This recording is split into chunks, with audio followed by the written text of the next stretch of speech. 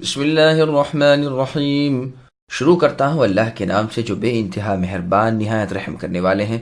حامیم والکتاب المبین انا انزلناه فی لیلۃ مبارکۃ انا كنا منذرین فیها یفرق کل امر حکیم امرا من عندنا انا كنا مرسلین رحمة من ربك إنه هو السميع العليم رب السماوات والأرض وما بينهما إن كنتم موقنين لا إله إلا هو يحيي ويميت ربكم ورب آبائكم الأولين بل هم في شك يلعبون۔ حامیم، قسم ہے اس وضاحت والی کتاب کی، یقیناً ہم نے اسے بابرکت رات میں اتارا ہے، بے شک ہم ہوشیار کر دینے والے ہیں۔ اسی رات میں ہر ایک مضبوط کام کا فیصلہ کیا جاتا ہے۔ ہمارے پاس سے حکم ہو کر ہم ہی ہیں رسول بنا کر بھیجنے والے۔ آپ کے رب تعالیٰ کی مہربانی سے، وہ ہے بہت بڑے سننے والے جاننے والے، جو رب ہے آسمانوں کے اور زمین کے اور جو کچھ ان کے درمیان ہے، اگر تم یقین کرنے والے ہو۔ کوئی معبود برحق نہیں اللہ کے سوا، وہی زندہ کرتے اور مارتے ہیں، وہی تمہارے رب تعالیٰ ہیں اور تمہارے اگلے باپ دادوں کے بھی۔ ان آیتوں کی تفسیر سماعت کیجیے۔ لیلۃ القدر رمضان میں ہے، نہ کہ شعبان میں۔ اللہ تبارک و تعالیٰ بیان فرماتے ہیں کہ اس عظیم الشان قرآن کریم کو بابرکت رات یعنی لیلۃ القدر میں نازل فرمایا ہے۔ اللہ تعالیٰ نے سورہ قدر کی آیت نمبر 1 میں فرمایا انا انزلناہ فی لیلۃ القدر، ہم نے اس قرآن کو قدر والی رات میں نازل فرمایا ہے، اور یہ رات رمضان المبارک میں ہے، جیسے اللہ تعالیٰ نے سورہ بقرہ کی آیت نمبر 185 میں فرمایا شہر رمضان الذی انزل فیہ القرآن الآیہ، یعنی رمضان کا مہینہ وہ مہینہ ہے جس میں قرآن کریم اتارا گیا۔ سورہ بقرہ میں اس آیت کی پوری تفسیر گزر چکی ہے، اس لیے دوبارہ نہیں لکھتے۔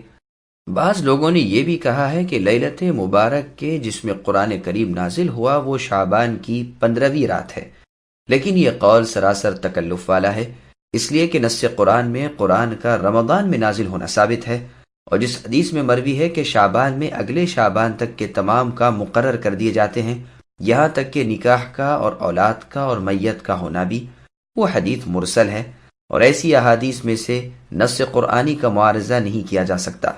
ہم لوگوں کو آگاہ کر دینے والے ہیں، یعنی انہیں خیر و شر، نیکی بدی معلوم کرا دینے والے ہیں، تاکہ مخلوق پر حجت ثابت ہو جائے اور لوگ علم شرعی حاصل کر لیں۔ اسی شب ہر محکم کام طے کیا جاتا ہے، یعنی لوح محفوظ سے کاتب فرشتوں کے حوالے کیا جاتا ہے۔ تمام سال کے کل اہم کام، عمر، روزی وغیرہ سب طے کر لی جاتی ہے۔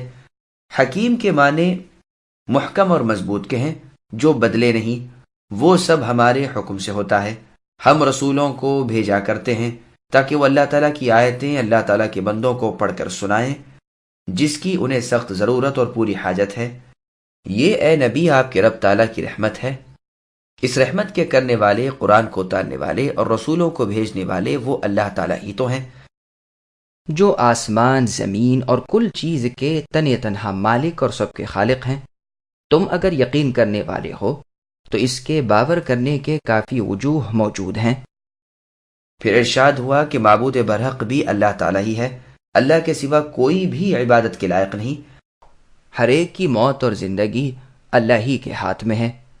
تمہارا اور تم سے اگلوں کا سب کا پالنے پوسنے والا اللہ ہی تو ہے۔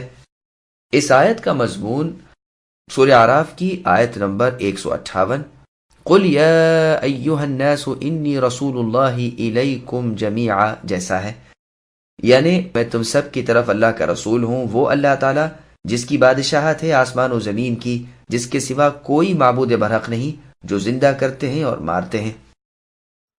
بل هم في شك يلعبون فارتقب يوم تأتي السماء بدخان مبين يغشى الناس هذا عذاب أليم ربنا اكشف عنا العذاب إنا مؤمنون أنى لهم الذكرى وقد جاءهم رسول مبين ثم تولوا عنه وقالوا معلم مجنون إنا كاشف العذاب قليلا إنكم عائدون يوم نبطش البطشة الكبرى إنا منتقمون.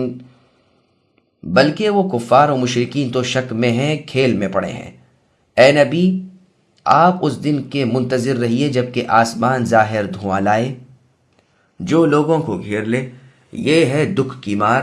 کہیں گے کہ اے ہمارے پروردگار، یہ آفت ہم سے دور کر دیجیے، ہم ایمان قبول کرتے ہیں. ان کے لیے اب نصیحت کہاں ہے؟ کھول کھول کر بیان کرنے والے پیغمبر ان کے پاس آ چکے، پھر بھی انہوں نے ان سے منہ موڑا اور کہہ دیا کہ سکھایا پڑھایا ہوا بانولا ہے. ہم عذاب کو کچھ دنوں دور کر دیں گے تو تم پھر اپنی اسی حالت پر آ جاؤ گے جس دن ہم بڑی سخت پکڑ پکڑیں گے. بالیقین ہم بدلہ لینے والے ہیں.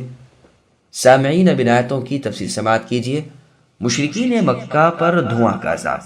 اللہ تعالیٰ فرماتے ہیں کہ حق آ چکا اور یہ شک و شبے میں اور لہو لعب میں مشغول و مصروف ہیں. انہیں اس دن سے آگاہ کر دیجیے جس دن آسمان سے سخت دھواں آئے گا. مسروق رحمہ اللہ فرماتے ہیں کہ ہم ایک مرتبہ کوفے کی مسجد میں گئے جو کندا کے دروازوں کے پاس ہے، تو دیکھا کہ ایک حضرت اپنے ساتھیوں میں قصہ گوئی کرتے ہوئے فرماتے ہیں کہ اس آیت میں جس دھوئیں کا ذکر ہے اس سے مراد وہ دھواں ہے جو قیامت کے دن منافقوں کے کانوں اور آنکھوں میں بھر جائے گا اور مؤمنوں کو مثل زکام کے ہو جائے گا. ہم وہاں سے جب واپس لوٹے اور ابن مسعود رضی اللہ عنہ سے اس کا ذکر کیا تو آپ لیٹے لیٹے بے تابی کے ساتھ بیٹھ گئے اور فرمانے لگے، اللہ عز و جل نے اپنے نبی صلی اللہ علیہ وسلم سے فرمایا ہے، میں تم سے اس پر کوئی بدلہ نہیں چاہتا اور میں تکلف کرنے والوں میں سے نہیں ہوں. یہ بھی علم ہے کہ انسان جس چیز کو نہ جانتا ہو کہہ دے کہ اللہ تعالیٰ جانے. سنو میں تمہیں اس آیت کا صحیح مطلب سناؤں. جبکہ قریشیوں نے اسلام قبول کرنے میں تاخیر کی اور رسول اللہ کو ستانے لگے تو آپ نے ان پر بد دعا کی کہ یوسف علیہ السلام کے زمانے جیسا قحط ان پر مسلط ہو جائے. چنانچہ وہ دعا قبول ہوئی اور ایسی خشک سالی آئی کہ انہوں نے ہڈیاں اور مردار چبانا شروع کیا اور آسمان کی طرف نگاہ ڈالتے تھے تو دھوئیں کے سوا کچھ دکھائی نہ دیتا تھا. ایک روایت میں ہے کہ بوجہ بھوک کے ان کی آنکھوں میں چکر آنے لگا. جب آسمان کی طرف نظر اٹھاتے تو درمیان میں ایک دھواں نظر آتا. یہ روایت صحیح بخاری، مسلم، ترمذی کی ہے. اسی کا بیان ان دو آیتوں میں ہے. لیکن پھر اس کے بعد لوگ رسول اللہ کی خدمت میں حاضر ہوئے اور اپنی ہلاکت کی شکایت کی. رسول اللہ کو رحم آ گیا اور آپ نے اللہ تعالیٰ کے حضور میں التجا کی، چنانچہ بارش برسی. اسی کا بیان اس کے بعد والی آیت میں ہے کہ عذاب کے ہٹتے ہی یہ پھر کفر کرنے لگیں گے. اس سے صاف ثابت ہے کہ یہ دنیا کا عذاب ہے، کیونکہ آخرت کے عذاب تو ہٹتے کھلتے اور دور ہوتے نہیں. ابن مسعود رضی اللہ عنہ کا قول ہے کہ 5 چیزیں گزر چکی: دخان، روم، قمر، بطشہ اور لسام. یہ روایت بخاری اور مسلم کی ہے. یعنی آسمان سے دھوئے کا آنا، رومیوں کا اپنی شکست کے بعد غلبہ پانا، چاند کا 2 ٹکڑے ہونا، بدر کی لڑائی میں کفار کا پکڑا جانا اور ہارنا اور چمٹ جانے والا عذاب. بڑی سخت پکڑ سے مراد بدر کے دن کی لڑائی ہے. ابن مسعود رضی اللہ عنہ جو مراد دھوئیں سے لیتے ہیں یہی قول مجاہد، ابو العالیہ ابراہیم نخعی، ضحاک، عطیہ عوفی رحمہ اللہ وغیرہ کا ہے، اور اسی کو ابن جریر رحمہ اللہ بھی ترجیح دیتے ہیں. عبد الرحمن اعرج رحمہ اللہ سے مروی ہے کہ یہ فتح مکہ کے دن ہوا، لیکن یہ قول غریب بلکہ منکر ہے. قیامت کا دھواں. اور بعض حضرات فرماتے ہیں یہ گزر نہیں گیا بلکہ قریب قیامت کے آئے گا.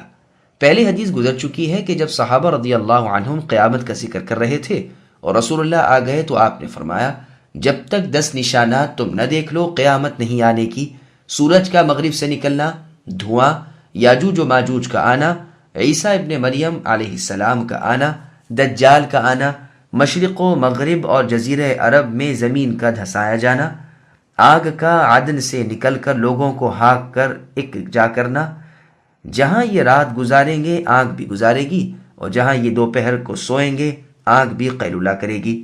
یہ روایت مسلم، نیز مسند حمیدی، مسند احمد وغیرہ میں ہے. بخاری اور مسلم میں ہے کہ رسول اللہ صلی اللہ علیہ وسلم نے ابن سیاد کے لیے دل میں فرتقب یوم تأتی السماء بدخان مبین چھپا کر اس سے پوچھا کہ بتا میں نے اپنے دل میں کیا چھپا رکھا ہے. ابن سیاد نے کہا دخ۔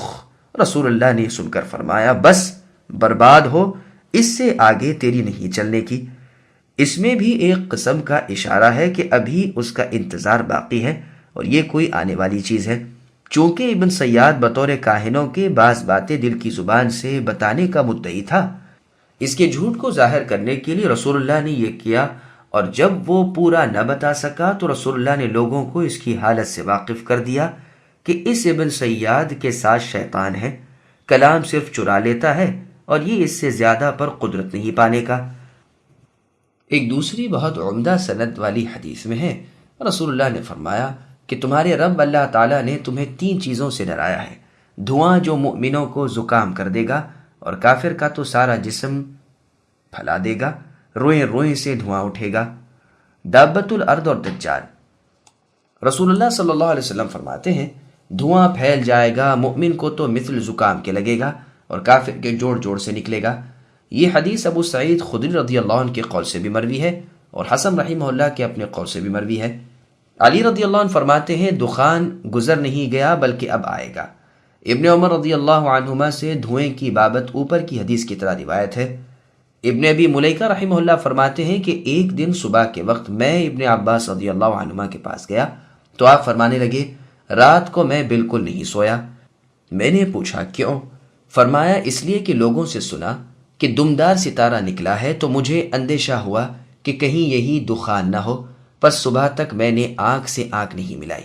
اس کی سند صحیح ہے اور حبر الامہ ترجمان القرآن ابن عباس رضی اللہ عنہما کے ساتھ صحابہ کرام رضی اللہ عنہم اور تابعین بھی ہیں، اور مرفوع حدیثیں بھی ہیں جن میں صحیح حسن اور ہر طرح کی ہیں، اور ان سے ثابت ہوتا ہے کہ دخان ایک علامت قیامت ہے جو آنے والی ہے۔ ظاہری الفاظ قرآن بھی اسی کی تائید کرتے ہیں، کیونکہ قرآن نے اسے واضح اور ظاہر دھواں کہا ہے جسے ہر شخص دیکھ سکے، اور بھوک کے دھوئیں سے اسے تعبیر کرنا ٹھیک نہیں، کیونکہ وہ تو ایک خیالی چیز ہے۔ بھوک پیاس کی سختی کی وجہ سے دھواں سا آنکھوں کے آگے نمودار ہو جاتا ہے جو دراصل دھواں نہیں، اور قرآن کے الفاظ ہیں دخان مبین کے، پھر یہ فرمان کہ لوگوں کو ڈھانک لے گا۔ یہ بھی ابن عباس رضی اللہ عنہما کی تفسیر کی تائید کرتا ہے، کیونکہ بھوک کے اس دھوئیں نے صرف اہل مکہ کو ڈھانکا تھا، نہ کہ تمام لوگوں کو۔ پھر آگے اللہ فرماتے ہیں کہ یہ ہے المناک عذاب، یعنی ان سے یوں کہا جائے گا جیسے اللہ تعالیٰ نے سورہ طور کی آیت نمبر 13 میں فرمایا یوم یدعون الآیہ، یعنی جس دن انہیں جہنم کی طرف دھکیلا جائے گا کہ یہ وہ آگ ہے جسے تم جھٹلا رہے تھے، یا یہ مطلب کہ وہ خود ایک دوسرے سے یوں کہیں گے۔ کافر جب اس عذاب کو دیکھیں گے تو اللہ تعالیٰ سے اس کے دور ہونے کی دعا کریں گے، جیسے کہ اللہ تعالیٰ نے سورہ انعام کی آیت نمبر 27 میں فرمایا وَلَوْ تَرَى إِذْ وُقِفُوا عَلَى النَّارِ الآیہ، یعنی وہ وقت بھی اے نبی قابل دید ہے کہ آپ انہیں دیکھتے جب یہ آگ کے پاس کھڑے کیے جائیں گے اور کہیں گے کاش کہ ہم لوٹائے جاتے تو ہم اپنے رب کی آیتوں کو نہ جھٹلاتے اور با ایمان بن کر رہتے۔ اور آیت میں ہے کہ لوگوں کو ڈراوے کے ساتھ اے نبی آگاہ کر دیجئے، جس دن ان کے پاس عذاب آئے گا اس دن گنہگار کہیں گے پروردگار ہمیں تھوڑے سے وقت تک اور ڈھیل دے دیجئے تو ہم آپ کی پکار پر لبیک کہہ لیں اور آپ کے رسولوں کی فرمانبرداری کر لیں۔ بس یہاں یہی کہا جاتا ہے کہ ان کے لیے نصیحت اب کہاں؟ ان کے پاس میرے پیغمبر آ چکے، انہوں نے ان کے سامنے میرے احکام واضح طور پر رکھ دیے، لیکن ماننا تو کجا، انہوں نے پرواہ تک نہ کی، بلکہ انہیں جھوٹا کہا، ان کی تعلیم کو غلط کہا اور صاف کہہ دیا کہ یہ تو سکھائے پڑھائے ہیں، انہیں جنون ہو گیا ہے۔ جیسے اور آیت میں ہے اس دن انسان نصیحت حاصل کرے گا لیکن اب اس کے لیے نصیحت کہاں ہے۔ اور سورہ سبا کی آیت نمبر 52 میں اللہ نے فرمایا وَقَالُوا آمَنَّا بِهِ وَأَنَّا لَهُمُ التَّنَاوُشُ مِن مَّكَانٍ بَعِيدٍ الآیہ، یعنی اس قیامت کے دن عذابوں کو دیکھ کر ایمان لانا سراسر بے سود ہے۔ پھر جو ارشاد ہوتا ہے اس کے 2 معنی ہو سکتے ہیں، ایک تو یہ کہ اگر بالفرض ہم عذاب ہٹا لیں اور تمہیں دوبارہ دنیا میں بھیج دیں تو بھی تم وہاں جا کر یہی کرو گے جو اس سے پہلے کر کے آئے ہو، جیسے اللہ تعالیٰ نے سورہ مؤمنون کی آیت نمبر 75 میں فرمایا وَلَوْ رَحِمْنَاهُمْ وَكَشَفْنَا مَا بِهِمْ مِنْ ضُرٍّ الآیہ، یعنی اگر ہم ان پر رحم کریں اور برائی ان سے ہٹا لیں تو پھر یہ اپنی سرکشی میں آنکھیں بند کر کے پوری طرح منہمک ہو جائیں۔ اور جیسے اللہ تعالیٰ نے سورہ انعام کی آیت نمبر 28 میں فرمایا وَلَوْ رُدُّوا لَعَادُوا لِمَا نُهُوا عَنْهُ الآیہ، یعنی اگر یہ لوٹائے جائیں تو قطعاً دوبارہ پھر ہماری نافرمانیاں کرنے لگیں گے اور محض جھوٹے ثابت ہوں گے۔ دوسرے معنی یہ بھی ہو سکتے ہیں کہ اگر عذاب کے اسباب قائم ہو چکنے اور عذاب آ جانے کے بعد بھی گو ہم اسے تھوڑی دیر ٹھہرا لیں، تاہم یہ اپنی بدباطنی اور خباثت سے باز نہیں آنے کے۔ اس سے یہ لازم نہیں آتا کہ عذاب انہیں لگ گیا اور پھر ہٹ گیا، جیسے قوم یونس کی۔ حق تبارک و تعالیٰ کا فرمان ہے کہ قوم یونس جب ایمان لائی ہم نے ان سے عذاب ہٹا لیا، پس عذاب انہیں ہونا شروع نہیں ہوا تھا، ہاں اس کے اسباب موجود و فراہم ہو چکے تھے، ان تک عذاب باری تعالیٰ پہنچ چکا تھا۔ اور اس سے یہ بھی لازم نہیں آتا کہ وہ اپنے کفر سے ہٹ گئے تھے پھر اس کی طرف لوٹ گئے۔ چنانچہ شعیب علیہ السلام اور ان پر ایمان لانے والوں سے جب قوم نے کہا کہ یا تو تم ہماری بستی چھوڑ دو یا ہمارے مذہب میں لوٹ آؤ، تو جواب میں اللہ تعالیٰ کے رسول شعیب علیہ السلام نے فرمایا کہ گو ہم اسے برا جانتے ہوں جبکہ اللہ تعالیٰ نے ہمیں اس سے نجات دے رکھی ہے، پھر بھی اگر ہم تمہاری ملت میں لوٹ آئیں تو ہم سے بڑھ کر جھوٹا اور اللہ تعالیٰ کے ذمے بہتان باندھنے والا اور کون ہوگا۔ ظاہر ہے کہ شعیب علیہ السلام نے اس سے پہلے بھی کبھی کفر میں قدم نہیں رکھا تھا۔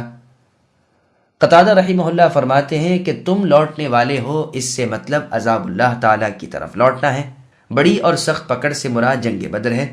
ابن مسعود رضی اللہ عنہ اور آپ کے ساتھ کی وہ جماعت جو دخان کو ہو چکا ہوا مانتی ہے، وہ تو بدشاہ کے معنی یہی کرتی ہے، بلکہ ابن عباس رضی اللہ عنہما سے ابی بن کعب رضی اللہ عنہ اور ایک جماعت سے یہی منقول ہے۔ گو یہ مطلب بھی ہو سکتا ہے، لیکن بظاہر تو یہ معلوم ہوتا ہے کہ اس سے مراد قیامت کے دن کی پکڑ ہے۔ گو بدر کا دن بھی پکڑ کا اور کفار پر سخت دن تھا۔ ابن جریر کی تفسیر میں ہے کہ ابن عباس رضی اللہ عنہما فرماتے ہیں کہ گو ابن مسعود رضی اللہ عنہ اسے بدر کا دن بتاتے ہیں، لیکن میرے نزدیک تو اس سے مراد قیامت کا دن ہے۔ اس کی اسناد صحیح ہے۔ حسن بصری رحمہ اللہ اور اکرمہ رحمہ اللہ سے بھی دونوں روایتوں میں سے زیادہ صحیح روایت یہی ہے، واللہ اعلم۔ وَلَقَدْ فَتَنَّا قَبْلَهُمْ قَوْمَ فِرْعَوْنَ وَجَاءَهُمْ رَسُولٌ كَرِيمٌ أَنْ أَدُّوا إِلَيَّ عِبَادَ اللَّهِ إِنِّي لَكُمْ رَسُولٌ أَمِينٌ وَأَنْ لَا تَعْلُوا عَلَى اللَّهِ إِنِّي آتِيكُمْ بِسُلْطَانٍ مُبِينٍ وَإِنِّي عُذْتُ بِرَبِّي وَرَبِّكُمْ أَن تَرْجُمُونِ وَإِن لَّمْ تُؤْمِنُوا لِي فَاعْتَزِلُونِ فدعا ربه أن هؤلاء قوم مجرمون فأسر بعبادي ليلا إنكم متبعون واترك البحر رهوا إنهم جند مغرقون كم تركوا من جنات وعيون وزروع ومقام كريم ونعمة كانوا فيها فاكهين كذلك وأورثناها قوما آخرين فما بكت عليهم السماء والأرض وما كانوا منظرين ولقد نجينا بني إسرائيل من العذاب المهين من فرعون إنه كان عاليا من المسرفين ولقد اخترناهم على علم على العالمين وآتيناهم من الآيات ما فيه بلاء مبين۔ یقیناً ان سے پہلے ہم قوم فرعون کو بھی آزما چکے ہیں، جن کے پاس اللہ کا ذی عزت رسول آیا کہ اللہ تعالیٰ کے بندوں کو میرے حوالے کر دو، یقین مانو کہ میں تمہارا با امانت رسول ہوں، تم اللہ تعالیٰ کے سامنے سرکشی نہ کرو، میں تمہارے پاس کھلی سند لانے والا ہوں، اور میں اپنے اور تمہارے رب کی پناہ میں آتا ہوں اس سے کہ تم مجھے سنگسار کر دو، اور اگر تم مجھ پر ایمان نہیں لاتے تو مجھ سے الگ ہی رہو۔ پھر اپنے رب سے دعا کی کہ یہ سب گنہگار لوگ ہیں۔ ہم نے کہہ دیا کہ راتوں رات آپ میرے بندوں کو لے کر نکلیے، یقیناً آپ کا پیچھا کیا جائے گا، آپ دریا کو ساکن چھوڑ کر چلے جائیے، بلا شبہ یہ لشکر غرق کر دیا جائے گا۔ وہ بہت سے باغات اور چشمے چھوڑ گئے اور کھیتیاں اور بہترین مکانات اور وہ آرام کی چیزیں جن میں عیش کر رہے تھے، اسی طرح ہو گیا، اور ہم نے ان سب کا وارث دوسری قوم کو بنا دیا، سو ان پر نہ تو آسمان و زمین روئے اور نہ انہیں مہلت ملی۔ بے شک ہم نے ہی بنی اسرائیل کو سخت ذلیل سزا سے نجات دی جو فرعون کی طرف سے ہو رہی تھی۔ فی الواقع فرعون سرکش اور حد سے گزر جانے والے لوگوں میں سے تھا۔ اور ہم نے دانستہ طور پر بنی اسرائیل کو دنیا جہان والوں پر فوقیت دی، اور ہم نے انہیں ایسی نشانیاں دیں جن میں صریح آزمائش تھی۔ سامعین، اب آیتوں کی تفصیل سماعت کیجیے۔ نیک آدمی کی وفات پر زمین و آسمان روتے ہیں۔ ارشاد ہوتا ہے کہ ان مشرکین سے پہلے مصر کے قبطیوں کو ہم نے جانچا، ان کی طرف اپنے بزرگ رسول موسیٰ علیہ السلام کو بھیجا، انہوں نے میرا پیغام پہنچایا کہ بنی اسرائیل کو میرے ساتھ کر دو اور انہیں دکھ نہ دو۔ میں اپنی نبوت پر گواہی دینے والے معجزے اپنے ساتھ لایا ہوں، اور ہدایت کے ماننے والے سلامتی سے رہیں گے۔ مجھے اللہ تعالیٰ نے اپنی وحی کا امانت دار بنا کر تمہاری طرف بھیجا ہے۔ میں تمہیں اللہ کا پیغام پہنچا رہا ہوں۔ تمہیں رب تعالیٰ کی باتوں کے ماننے سے سرکشی نہ کرنی چاہیے، اس کے بیان کردہ دلائل و احکام کے سامنے سر تسلیم خم کرنا چاہیے۔ اللہ کی عبادتوں سے جی چرانے والے ذلیل و خوار ہو کر جہنم واصل ہوتے ہیں۔ میں تو تمہارے سامنے کھلی دلیل اور واضح آیت رکھتا ہوں۔ میں تمہاری بدگوئی اور اتہام سے اللہ تعالیٰ کی پناہ لیتا ہوں۔ تفسیر ابن جریر طبری میں ہے۔ ابن عباس رضی اللہ عنہما اور ابو صالح رحمہم اللہ تو یہی کہتے ہیں، اور قتادہ کہتے ہیں مراد پتھراؤ کرنا، پتھروں سے مار ڈالنا ہے، یعنی زبانی ایذا سے اور دستی ایذا سے۔ میں اپنے رب تعالیٰ کی جو تمہارے بھی مالک ہے پناہ چاہتا ہوں۔ اچھا، اگر تم میری نہیں مانتے، مجھ پر بھروسہ نہیں کرتے، اللہ تعالیٰ پر ایمان نہیں لاتے، تو کم از کم میری تکلیف دہی اور ایذا رسانی سے تو باز رہو، اور اس وقت کے منتظر رہو جب کہ خود اللہ تعالیٰ ہم میں تم میں فیصلہ کر دیں گے۔ پھر جب اللہ تعالیٰ کے کلیم نبی اللہ موسیٰ علیہ السلام نے ایک لمبی مدت ان میں گزاری، خوب دل کھول کر تبلیغ کر لی، ہر طرح خیر خواہی کی، ان کی ہدایت کے لیے ہر چند جتن کر لیے، اور دیکھا کہ وہ روز بروز اپنے کفر میں بڑھتے جا رہے ہیں، تو اللہ تعالیٰ سے ان کے لیے بد دعا کی، جیسے اور آیت میں ہے کہ موسیٰ علیہ السلام نے کہا، اے ہمارے رب، آپ نے فرعون اور اس کے امراء کو دنیاوی نمائش اور مال و متاع دے رکھی ہے۔ اے اللہ، یہ اس سے دوسروں کو بھی آپ کی راہ سے بھٹکا رہے ہیں، آپ ان کا مال غارت کر دیجئے اور ان کے دل اور سخت کر دیجئے، تاکہ دردناک عذابوں کے معائنے تک انہیں ایمان نصیب ہی نہ ہو۔ اللہ تعالیٰ کی طرف سے جواب ملا کہ اے موسیٰ اور اے ہارون، میں نے تمہاری دعا قبول کر لی، اب تم استقامت پر تل جاؤ۔ یہاں فرماتے ہیں کہ ہم نے موسیٰ علیہ السلام سے کہا کہ میرے بندوں یعنی بنی اسرائیل کو راتوں رات فرعون اور فرعونیوں کی بے خبری میں یہاں سے لے کر چلے جاؤ، یہ کفار تمہارا پیچھا کریں گے، لیکن تم بے خوف و خطر چلتے جاؤ، میں تمہارے لیے دریا کو خشک کر دوں گا۔ اس کے بعد جب موسیٰ علیہ السلام بنی اسرائیل کو لے کر چل پڑے، فرعونی لشکر مع فرعون کے ان کے پکڑنے کو چلا، بیچ میں دریا حائل ہوا۔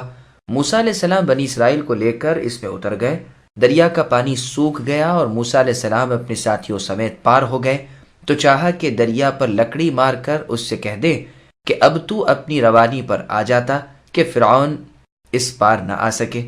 وہیں اللہ تعالیٰ نے وہی بھیجی کہ اسے اسی حال میں سکون کے ساتھ ہی رہنے دو، ساتھ ہی اس کی وجہ بھی بتلا دی کہ یہ سب یعنی فرعون اور اس کے لشکر والے اسی میں ڈوب مریں گے، پھر تم سب بالکل ہی مطمئن اور بے خوف ہو جاؤ گے۔ غرض حکم ہوا تھا کہ دریا کو خشک چھوڑ کر چل دیں۔ رہون کے معنی سوکھا راستہ جو اپنی اصلی حالت پر ہو۔ مقصد یہ ہے کہ پار ہو کر دریا کو روانی کا حکم نہ دینا، یہاں تک کہ دشمنوں میں سے ایک ایک اس میں نہ آ جائے۔ اب اسے جاری ہونے کا حکم ملتے ہی سب کو غرق کر دیں گے۔ اللہ تعالیٰ فرماتے ہیں، دیکھو کیسے غارت ہو گئے، باغات، کھیتیاں، نہریں، مکانات اور بیٹھکیں سب چھوڑ کر فنا ہو گئے۔ عبداللہ ابن عمر رضی اللہ عنہما فرماتے ہیں، مصر کا دریائے نیل مشرق و مغرب کے دریاؤں کا سردار ہے اور سب نہریں اس کے ماتحت ہیں۔ جب اس کی روانی اللہ تعالیٰ کو منظور ہوتی ہے تو تمام نہروں کو اس میں پانی پہنچانے کا حکم ہوتا ہے، جہاں تک رب تعالیٰ کو منظور ہو اس میں پانی آ جاتا ہے۔ پھر اللہ تبارک و تعالیٰ اور نہروں کو روک دیتے ہیں اور حکم دے دیتے ہیں کہ اب اپنی اپنی جگہ چلی جاؤ۔ ان فرعونیوں کے یہ باغات دریائے نیل کے دونوں کناروں پر مسلسل چلے گئے تھے۔ اسوان سے لے کر رشید تک اس کا سلسلہ تھا، اور اس کی 9 خلیجیں تھیں: خلیج اسکندریہ، خلیج دمیاط، خلیج سردوس، خلیج منف، خلیج فیوم، خلیج منتہا، اور ان سب میں اتصال تھا، ایک دوسرے سے متصل یعنی جڑی ہوئی تھیں، اور پہاڑوں کے دامن میں ان کی کھیتیاں تھیں جو مصر سے لے کر دریا تک برابر چلی آتی تھیں۔ ان تمام کو بھی دریا سیراب کرنا تھا۔ بڑے امن و چین کی زندگی گزار رہے تھے۔ لیکن مغرور ہو گئے اور آخر ساری نعمتیں یوں ہی چھوڑ کر تباہ کر دیے گئے۔ مال و اولاد، جاہ و منازل، سلطنت و عزت ایک ہی رات میں چھوٹ گئے اور بھس کی طرح اڑا دیے گئے اور گزشتہ کل کی طرح بے نشان کر دیے گئے۔ ایسے ڈبوئے گئے کہ ابھر نہ سکے، جہنم واصل رہ گئے اور بدترین جگہ پہنچ گئے۔ ان کی یہ تمام چیزیں اللہ تعالیٰ نے بنی اسرائیل کو دے دیں، جیسے اور آیت میں فرمایا ہے کہ ہم نے ان کمزوروں یعنی بنی اسرائیل کو ان کے صبر کے بدلے اس سرکش قوم یعنی فرعون اور اس کے لشکر والوں کی کل نعمتیں عطا فرما دی اور بے ایمانوں کا بھرکس نکال ڈالا۔ یہاں بھی دوسری قوم جسے وارث بنایا، اس سے مراد بھی بنی اسرائیل ہی ہیں۔ پھر ارشاد ہوتا ہے کہ ان پر زمین و آسمان نہ روئے، کیونکہ ان پاپیوں کے نیک اعمال تھے ہی نہیں جو آسمانوں پر چڑھتے ہوں، اور اب ان کے نہ چڑھنے کی وجہ سے وہ افسوس کریں۔ نہ زمین میں ان کی ایسی جگہ تھی کہ جہاں بیٹھ کر یہ اللہ تعالیٰ کی عبادت کرتے ہوں، اور آج انہیں نہ پا کر زمین کی وہ جگہ ان کا ماتم کرے، انہیں مہلت ہی نہ دی گئی۔ علی رضی اللہ عنہ سے کسی نے پوچھا کہ آسمان و زمین کبھی کسی پر روئے بھی ہیں؟ آپ رضی اللہ عنہ نے فرمایا، آج تو نے وہ بات دریافت کی کہ تجھ سے پہلے مجھ سے اس کا سوال کسی نے نہیں کیا۔ سنو، ہر بندے کے لیے زمین میں ایک نماز کی جگہ ہوتی ہے اور ایک جگہ آسمان میں اس کے عمل کے چڑھنے کی ہوتی ہے، اور آل فرعون کے نیک اعمال ہی نہ تھے، اس وجہ سے نہ زمین ان پر روئی نہ آسمان کو ان پر رونا آیا، اور نہ انہیں ڈھیل دی گئی کہ کوئی نیکی بجا لا سکیں۔ مجاہد رحمہ اللہ نے جب یہ بیان فرمایا تو کسی نے اس پر تعجب کا اظہار کیا۔ مجاہد رحمہ اللہ نے فرمایا، سبحان اللہ، اس میں تعجب کی کون سی بات ہے؟ جو بندہ زمین کو اپنے رکوع و سجود سے آباد رکھتا تھا، جس بندے کی تکبیر و تسبیح کی آوازیں آسمان پر برابر سنتے رہتے تھے، بھلا یہ دونوں اس اللہ کی عبادت کرنے والے بندے کے مر جانے پر روئیں گے نہیں؟ قتادہ رحمہ اللہ فرماتے ہیں، فرعونیوں جیسے ذلیل و خوار لوگوں پر آسمان و زمین آخر کیوں روتے؟ شہادت حسین رضی اللہ عنہ کے متعلق مبالغہ آرائی۔ ابراہیم رحمہ اللہ فرماتے ہیں، دنیا جب سے رچائی گئی ہے تب سے آسمان صرف 2 شخصوں پر رویا ہے۔ ان کے شاگرد سے سوال ہوا کہ کیا آسمان و زمین ہر ایماندار پر روتے نہیں؟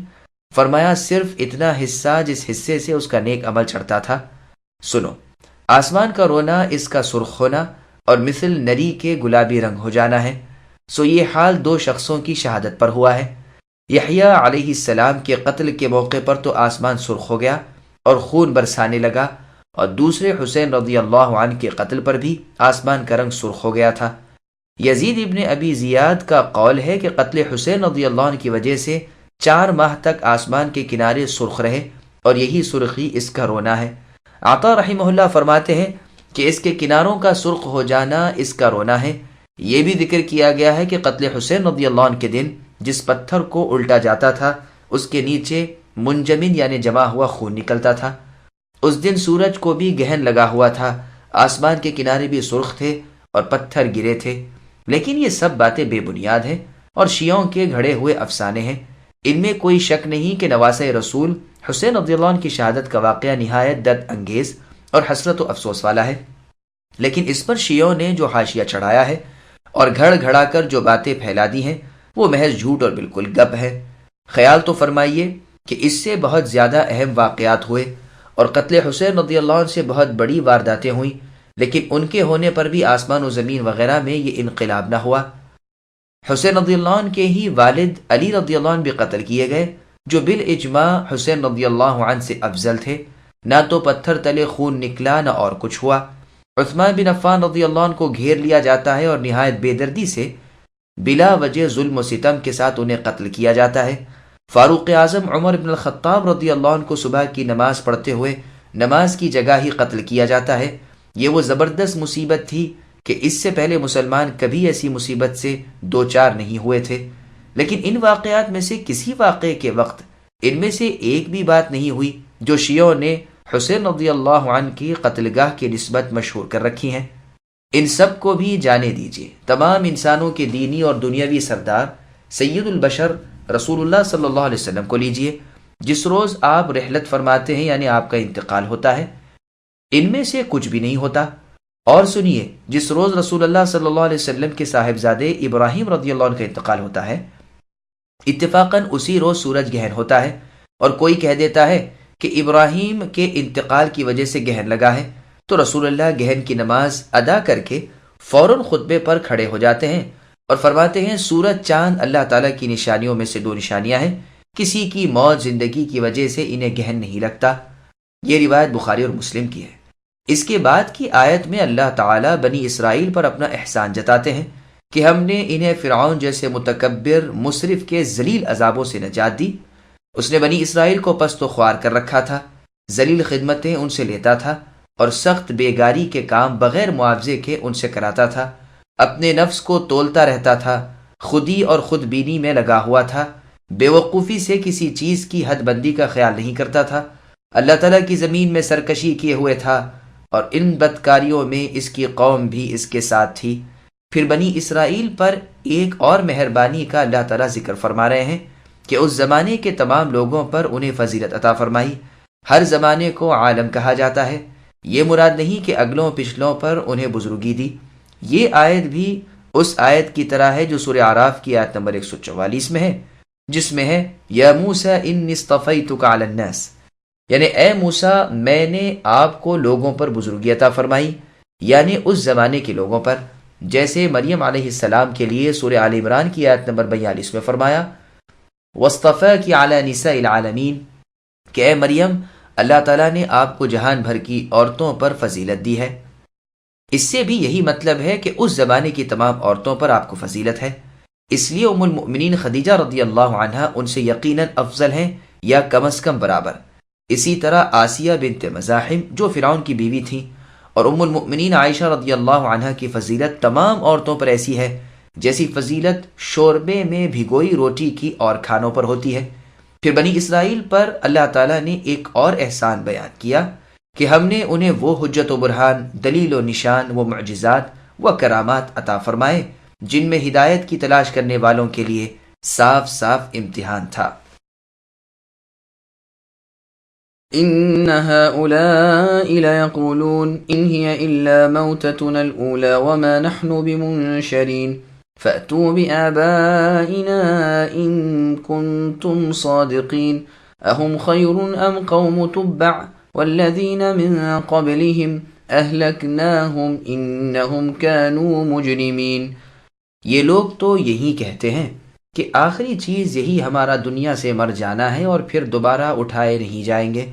اگر تم سچے ہو تو ہمارے باپ دادوں کو لے آؤ، کیا یہ لوگ بہتر ہیں یا تبع کی قوم کے؟ اور جو ان سے بھی پہلے تھے ہم نے ان سب کو ہلاک کر دیا، یقیناً وہ گنہگار تھے۔ سامعین اب ان آیتوں کی تفسیر سماعت کیجیے۔ قوم تبع کا ذکر، یہاں مشرکین کا انکار قیامت اور اس کی دلیل بیان فرما کر اللہ تعالیٰ اس کی تردید کرتے ہیں۔ ان مشرکین کا خیال تھا کہ قیامت آنی نہیں، مرنے کے بعد جینا نہیں، حشر اور نشر سب غلط ہے۔ دلیل یہ پیش کرتے تھے کہ ہمارے باپ دادا جو مر گئے وہ کیوں دوبارہ جی کر نہیں آئے؟ خیال کیجئے یہ کس قدر بودی اور بےہودہ دلیل ہے۔ دوبارہ اٹھ کھڑا ہونا، مرنے کے بعد کا جینا قیامت کو ہوگا، نہ کہ دنیا میں، پھر لوٹ کر آئیں گے۔ اس دن یہ ظالم جہنم کا ایندھن بنیں گے، اس وقت یہ امت اگلی امتوں پر گواہی دے گی اور ان پر ان کے نبی محمد صلی اللہ علیہ وسلم گواہی دیں گے۔ پھر اللہ تعالیٰ انہیں ڈرا رہے ہیں کہ کہیں ایسا نہ ہو کہ ہمارے جو عذاب اسی جرم پر اگلی قوموں پر آئے وہ تم پر بھی آ جائیں اور ان کی طرح بے نام و نشان کر دیے جاؤ۔ ان کے واقعات سورہ سبا میں گزر چکے ہیں۔ وہ لوگ بھی قحطان کے عرب تھے جیسے کہ یہ عدنان کے عرب ہیں۔ حمیر جو ملک سبا کے تھے وہ اپنے بادشاہ کو تبع کہتے تھے، جیسے فارس کے ہر بادشاہ کو کسرا اور روم کے ہر بادشاہ کو قیصر اور مصر کے ہر بادشاہ کو فرعون اور حبشہ کے ہر بادشاہ کو نجاشی کہا جاتا ہے۔ ان میں سے ایک تبع یمن سے نکلا اور زمین میں پھرتا رہا، سمرقند پہنچ گیا، ہر جگہ کے بادشاہوں کو شکست دیتا رہا اور اپنا بہت بڑا ملک کر لیا۔ زبردست لشکر اور بے شمار رعیت اس کے ماتحت تھی۔ اس نے حیرہ نامی بستی بسائی، یہ اپنے زمانے میں مدینے میں بھی آیا تھا اور یہاں کے باشندوں سے بھی لڑا، لیکن اسے لوگوں نے اس سے روکا۔ خود اہل مدینہ کا بھی اس سے یہ سلوک رہا کہ دن کو تو لڑتے تھے اور رات کو ان کی مہمانداری کرتے تھے۔ آخر اس کو بھی لحاظ آ گیا اور لڑائی بند کر دی۔ اس کے ساتھ یہاں کے 2 یہودی عالم ہو گئے تھے جو موسیٰ علیہ السلام کے سچے دین کے عامل بھی تھے۔ وہ اسے ہر وقت بھلائی برائی سمجھاتے رہتے تھے۔ انہوں نے کہا کہ آپ مدینے کو تاخت و تاراج نہیں کر سکتے، کیونکہ یہ آخری زمانے کے پیغمبر محمد صلی اللہ علیہ وسلم کی ہجرت گاہ ہے۔ پس یہ یہاں سے لوٹ گیا اور دونوں عالموں کو اپنے ساتھ لیتا چلا۔ جب یہ مکہ پہنچا تو اس نے بیت اللہ کو گرانا چاہا، لیکن ان دونوں عالموں نے اسے روکا اور اس پاک گھر کی عظمت و حرمت اس کے سامنے بیان کی اور کہا کہ اس کے بانی خلیل اللہ ابراہیم علیہ السلام ہے، اور اس نبی آخر الزمان محمد صلی اللہ علیہ وسلم کے ہاتھوں پھر اس کی اصلی عظمت آشکارا ہو جائے گی۔ چنانچہ یہ اپنے ارادے سے باز آیا، بلکہ بیت اللہ کی بڑی تعظیم و تکریم کی، طواف کیا، غلاف چڑھایا اور یہاں سے واپس یمن چلا گیا۔ خود موسیٰ علیہ السلام کے دین میں داخل ہوا اور تمام یمن میں یہی دین پھیلایا۔ اس وقت تک مسیح علیہ السلام کا بھی ظہور نہیں ہوا تھا اور اس زمانے والوں کے لیے یہی سچا دین تھا۔ اس تبع کے واقعات بہت تفصیل سے سیرت ابن اسحاق میں موجود ہیں اور حافظ ابن عساکر بھی اپنی کتاب میں بہت بسط کے ساتھ لائے ہیں۔ اس میں ہے کہ اس کا پائے تخت دمشق میں تھا، اس کے لشکروں کی صفیں دمشق سے لے کر یمن تک پہنچتی تھیں۔ مستدرک حاکم نیز بیہقی میں ایک صحیح حدیث ہے کہ رسول اللہ صلی اللہ علیہ وسلم فرماتے ہیں، میں نہیں جان سکا کہ حد لگنے سے گناہ کا کفارہ ہو جاتا ہے یا نہیں، اور نہ مجھے یہ معلوم ہے کہ تبع ملعون تھا یا نہیں، اور نہ مجھے یہ خبر ہے کہ ذوالقرنین نبی تھے یا بادشاہ۔ ایک اور روایت میں ہے کہ یہ بھی فرمایا کہ عزیر علیہ السلام پیغمبر تھے یا نہیں۔ دارقطنی رحمہ اللہ فرماتے ہیں کہ اس حدیث کی روایت صرف عبد الرزاق سے ہی ہے، اور سند سے مروی ہے کہ عزیر علیہ السلام کا نبی ہونا نہ ہونا مجھے معلوم نہیں، نہ میں یہ جانتا ہوں کہ تبع پر لعنت کروں یا نہیں۔ اسے وارد کرنے کے بعد حافظ ابن عساکر رحمہ اللہ نے وہ روایتیں درج کی ہیں جن میں تبع کو گالی دینے اور لعنت کرنے سے ممانعت آئی ہے، جیسے کہ ہم ابھی وارد کریں گے انشاءاللہ۔ معلوم ہوتا ہے کہ یہ پہلے کافر تھے، پھر مسلمان ہو گئے، یعنی موسیٰ کلیم اللہ علیہ السلام کے دین میں داخل ہوئے اور اس زمانے کے علماء کے ہاتھوں ایمان قبول کیا۔ بعثت مسیح علیہ السلام سے پہلے کا یہ واقعہ ہے۔ جرہم کے زمانے میں بیت اللہ کا حج بھی کیا، غلاف بھی چڑھایا اور بڑی تعظیم و تکریم کی، 6000 اونٹ اللہ کے نام قربان کیے، اور بھی بہت بڑا طویل واقعہ ہے جو ابی بن کعب، عبداللہ ابن سلام اور عبداللہ ابن عباس رضی اللہ عنہما سے مروی ہے، اور اصل قصے کا دار و مدار کعب الاحبار رحمہ اللہ اور عبداللہ بن سلام رضی اللہ عنہ پر ہے۔ وہب ابن منبہ رحمہ اللہ نے بھی اس قصے کو وارد کیا ہے۔ حافظ ابن عساکر رحمہ اللہ نے اس تبع کے قصے کے ساتھ دوسرے تبع کے قصے کو بھی ملا دیا ہے جو ان کے بہت بعد تھا۔ اس کی قوم تو اس کے ہاتھ پر مسلمان ہو گئی تھی، پھر ان کے انتقال کے بعد وہ کفر کی طرف لوٹ گئی اور دوبارہ آنگ اور بتوں کی پرستی شروع کر دی، جیسے کہ سورہ سبا میں مذکور ہے۔ اسی کی تفسیر میں ہم نے بھی وہاں اس کی پوری تفصیل کر دی ہے، فالحمدللہ۔ سعید بن جبیر رحمہ اللہ فرماتے ہیں، اس تبع نے کعبے پر غلاف چڑھایا تھا۔ رسول اللہ صلی اللہ علیہ وسلم لوگوں کو منع کرتے تھے کہ اس تبع کو برا نہ کہو، یہ درمیان کا تبع ہے، اس کا نام اسعد ابو قریب ابن ملی کرب یمانی ہے، اس کی سلطنت 326 سال تک رہی، اس سے زیادہ لمبی مدت ان بادشاہوں میں سے کسی نے نہیں پائی۔ رسول اللہ صلی اللہ علیہ وسلم سے تقریباً 700 سال پہلے اس کا انتقال ہوا ہے۔ مورخین نے یہ بھی بیان کیا ہے کہ ان دونوں موسوی عالموں نے جو مدینے کے تھے، انہوں نے جب تبع بادشاہ کو یقین دلایا کہ یہ شہر یعنی مدینہ المنورہ نبی آخر الزمان محمد صلی اللہ علیہ وسلم کا ہجرت گاہ ہے، تو اس نے ایک قصیدہ کہا تھا اور اہل مدینہ کو بطور امانت دے گیا تھا، جو ان کے پاس ہی رہا اور بطور میراث کے ایک دوسرے کے ہاتھ لگتا رہا، اور اس کی روایت سند کے ساتھ برابر چلی آتی رہی، یہاں تک کہ رسول اللہ صلی اللہ علیہ وسلم کی ہجرت کے وقت اس کے حافظ ابو ایوب خالد ابن زید رضی اللہ عنہ تھے، اور اتفاق سے بلکہ بحکم باری تعالی رسول اللہ صلی اللہ علیہ وسلم کا نزول اجلال بھی یہی ہوا تھا۔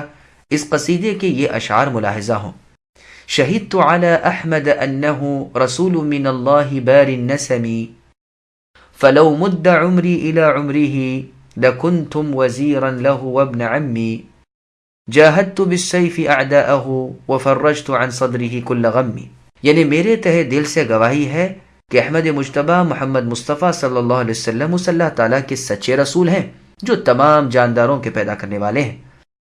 اگر میں رسول اللہ کے زمانے تک زندہ رہا تو قسم اللہ کی آپ کا ساتھی اور آپ کا معاون بن کر رہوں گا، اور آپ کے دشمنوں سے تلوار کے ساتھ جہاد کروں گا، اور کسی کھٹکے اور غم کو آپ کے پاس تک پھٹکنے نہ دوں گا۔ ابن ابی دنیا میں ہے کہ دور اسلام میں صنعاء شہر میں اتفاق سے ایک قبر کھد گئی تو دیکھا گیا کہ 2 عورتیں مدفون ہیں جن کے جسم بالکل صحیح سالم ہیں، اور سرہانے پر چاندی کی ایک تختی لگی ہوئی ہے جس میں سونے کے حروف سے یہ لکھا ہوا ہے کہ یہ قبر حیی اور تمیز کی ہے، اور ایک روایت میں ان کے نام حیی اور تماضر ہیں۔ یہ دونوں تبع کی بہنیں ہیں۔ یہ دونوں مرتے وقت تک اس بات کی شہادت پر رہیں کہ لائق عبادت صرف اللہ تعالیٰ ہی ہے۔ یہ دونوں اللہ تعالیٰ کے ساتھ کسی کو شریک نہیں کرتی تھیں۔ ان سے پہلے کے تمام نیک صالح لوگ بھی اس شہادت کے ادا کرتے ہوئے انتقال فرماتے رہے ہیں۔ سورہ سبا میں ہم نے اس واقعے کے متعلق سبا کے اشعار بھی نقل کر دیے ہیں۔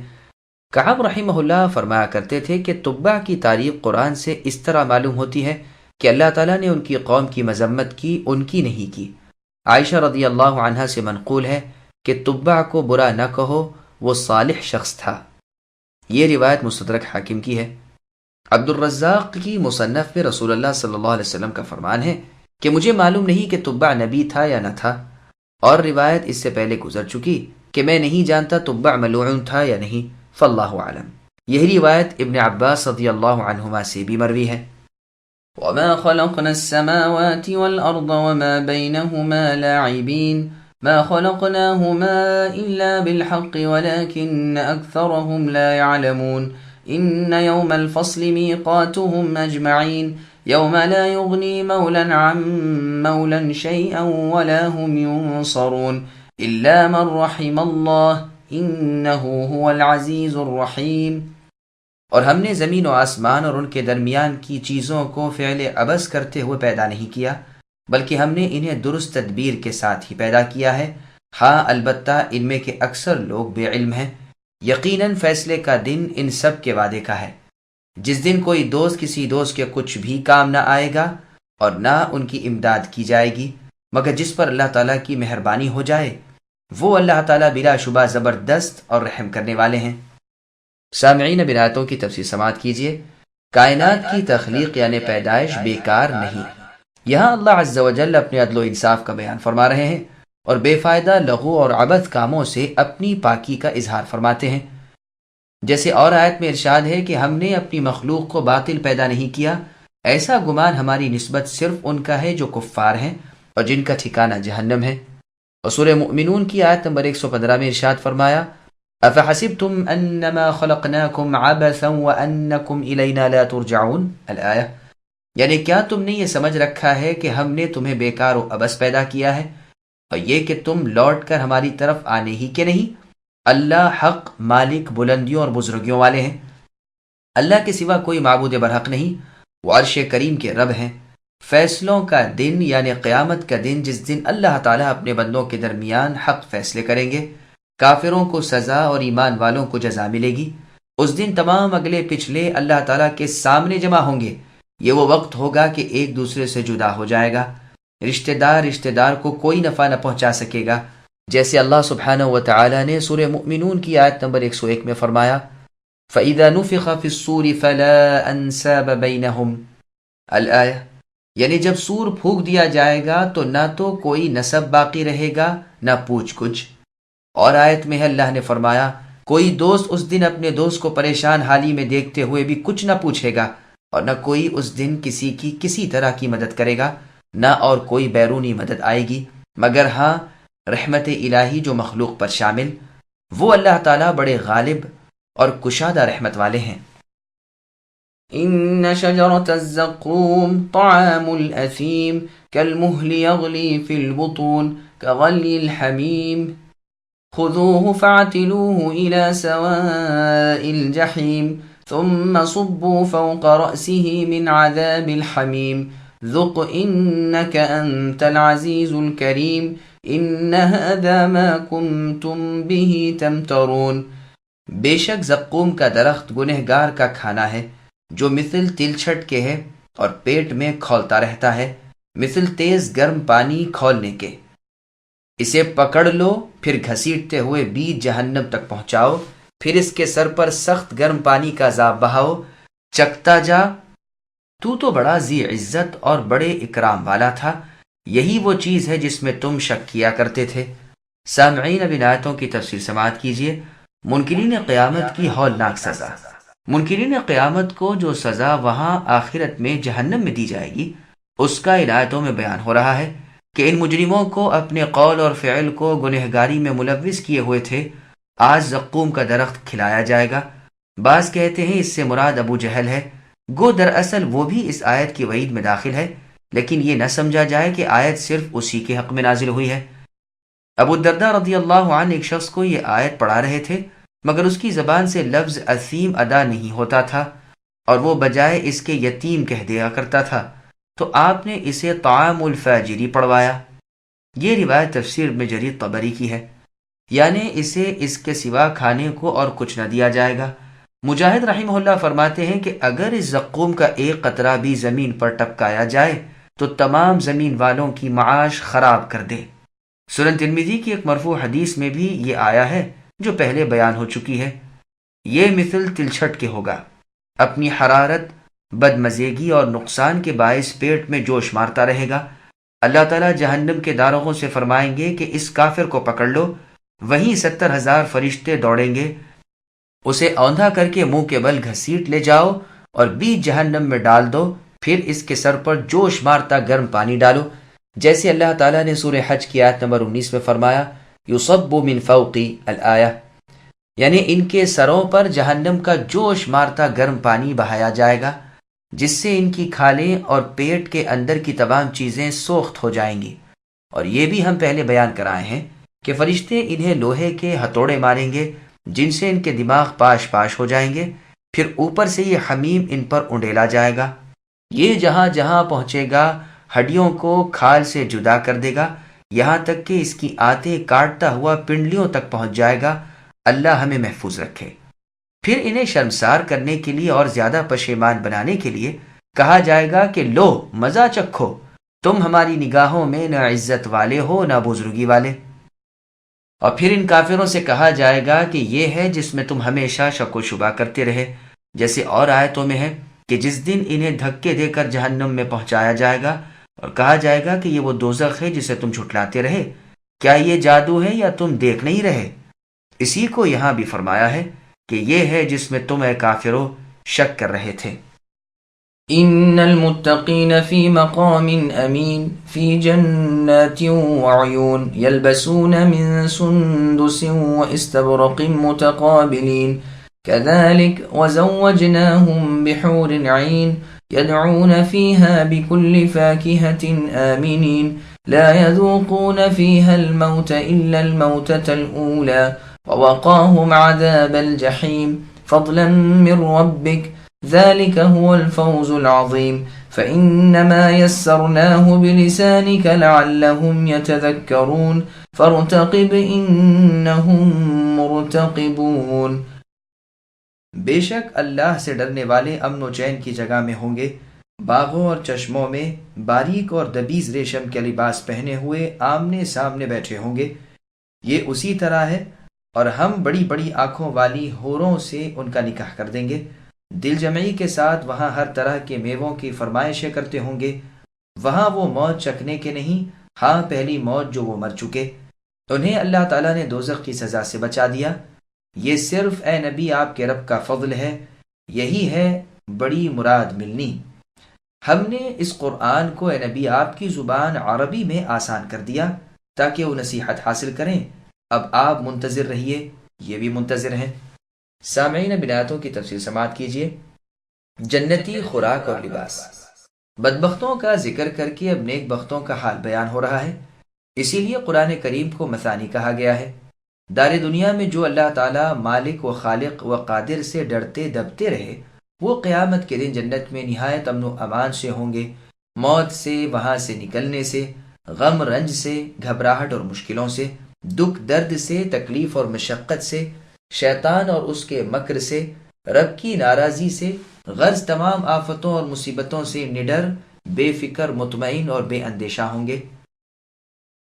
کفار و مشرکین کو تو زقوم کا درخت اور آگ جیسا گرم پانی ملے گا، اور اہل ایمان نیک اعمال بجا لانے والوں کو جنتیں اور نہریں ملیں گی، مختلف قسم کے ریشمی پارچہ جات انہیں پہننے کو ملیں گے، جن میں نرم باریک بھی ہوگا اور دبیز چمکیلا بھی ہوگا۔ یہ تختوں پر بڑے تمطراق سے تکیے لگائے بیٹھے ہوں گے، اور کسی کی طرف پیٹھ نہ ہوگی، بلکہ سب ایک دوسرے کے سامنے بیٹھے ہوں گے۔ اس عطا کے ساتھ ہی انہیں حوریں دی جائیں گی جو گورے چٹے پنڈے کی بڑی بڑی رسیلی آنکھوں والی ہوں گی، جن کے پاک جسم کو ان سے پہلے کسی نے چھوا بھی نہ ہوگا۔ وہ یاقوت و مرجان کی طرح کی ہوں گی۔ اور کیوں نہ ہو، جب ان ایمان والوں نے اللہ تعالیٰ کا ڈر دل میں رکھا اور دنیا کی خواہشوں کی چیزوں سے محض فرمان باری تعالیٰ کو مد نظر رکھ کر بچے رہے، تو اللہ تعالیٰ ان کے ساتھ یہ بہترین سلوک کیوں نہ کرتے۔ پھر وہاں یہ جس میوے کی طلب کریں گے موجود ہوگا، جو مانگیں گے ملے گا۔ ادھر ارادہ کیا ادھر موجود ہوا، خواہش ہوئی اور حاضر ہوا۔ پھر نہایت بے فکری سے کمی کا خوف نہیں، ختم ہو جانے کا کھٹکا نہیں۔ پھر فرمایا وہاں انہیں کبھی موت نہیں آنے کی، پھر استثناء منقطع لا کر ان کی تاکید کر دی۔ بخاری اور مسلم میں ہے، رسول اللہ نے فرمایا کہ موت کو بھیڑ کی صورت میں لا کر جنت و دوزخ کے درمیان ذبح کر دیا جائے گا، اور ندا کر دی جائے گی کہ جنتیوں اب ہمیشگی ہے، کبھی موت نہیں، اور اے دوزخیوں تمہارے لیے بھی ہمیشگی ہے، کبھی موت نہیں آئے گی۔ سورہ مریم کی تفسیر میں بھی یہ حدیث گزر چکی ہے۔ صحیح مسلم وغیرہ میں ہے، رسول اللہ نے فرمایا کہ جنتیوں سے کہہ دیا جائے گا کہ تم ہمیشہ تندرست رہو گے، کبھی بیمار نہ پڑو گے، اور ہمیشہ زندہ رہو گے، کبھی مرو گے نہیں، اور ہمیشہ نعمتوں میں رہو گے، کبھی کم نہ ہوں گی، اور ہمیشہ نوجوان بنے رہو گے، کبھی بوڑھے نہ ہوگے۔ ابو نعیم کی صفت الجنہ میں رسول اللہ صلی اللہ علیہ وسلم کا فرمان ہے کہ جو اللہ تعالیٰ سے ڈرتا رہے گا جنت میں جائے گا، جہاں نعمتیں پائے گا کبھی محتاج نہ ہوگا، جہاں جیے گا کبھی مرے گا نہیں، جہاں کپڑے میلے نہ ہوں گے اور جوانی فنا نہ ہوگی۔ اس راحت و نعمت کے ساتھ یہ بھی بڑی نعمت ہے کہ انہیں پروردگار عالم نے عذاب جہنم سے نجات دے دی ہے، تو مطلب حاصل ہے اور خوف زائل ہے۔ اسی لیے ساتھ ہی فرمایا کہ یہ صرف اللہ تعالیٰ کا احسان و فضل ہے۔ چنانچہ صحیح بخاری اور مسلم وغیرہ میں ہے، رسول اللہ نے فرمایا کہ تم ٹھیک ٹھاک رہو، قریب قریب رہو، اور یقین مانو کہ کسی کے اعمال محض اسے جنت میں نہیں لے جا سکتے۔ لوگوں نے کہا اے اللہ کے رسول کیا آپ کے اعمال بھی؟ فرمایا ہاں، میرے اعمال بھی، مگر یہ کہ اللہ تعالیٰ کا فضل اور اللہ کی رحمت میرے شامل حال ہو۔ پھر اللہ نے فرمایا ہم نے اپنے نازل کردہ اس قرآن کریم کو بہت سہل، بالکل آسان، صاف ظاہر، بہت واضح، مدلل اور روشن کر کے اے نبی آپ پر آپ کی زبان میں یعنی عربی زبان میں نازل فرمایا ہے، جو بہت فصیح و بلیغ، بڑی شیرین اور پختہ ہے، تاکہ لوگ بآسانی سمجھ لیں اور بخوشی عمل کریں۔ باوجود اس کے بھی جو لوگ اسے جھٹلائیں، نہ مانیں، تو آپ انہیں ہوشیار کر دیں اور کہہ دیں کہ اچھا اب تم بھی انتظار کرو، میں بھی منتظر ہوں۔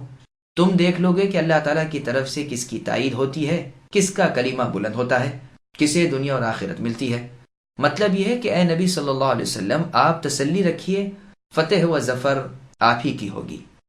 میری عادت ہے کہ اپنے نبیوں اور ان کے ماننے والوں کو اونچا کروں، جیسا کہ اللہ نے سورہ مجادلہ کی آیت نمبر 21 میں فرمایا کتب اللہ لأغلبن انا ورسلی الآیہ، یعنی اللہ تعالیٰ نے یہ بات لکھ دی ہے کہ میں اور میرے رسول ہی غالب رہیں گے۔ اور سورہ مؤمن کی آیت نمبر 51 میں فرمایا انا لننصر رسلنا الآیہ، یعنی یقیناً ہم اپنے پیغمبروں کی اور ایمان والوں کی دنیا میں بھی مدد کریں گے، اور قیامت میں بھی جس دن گواہ قائم ہوں گے اور ظالموں کو ان کے عذر نفع نہ دیں گے، ان پر لعنت ہوگی اور ان کے لیے برا گھر ہوگا۔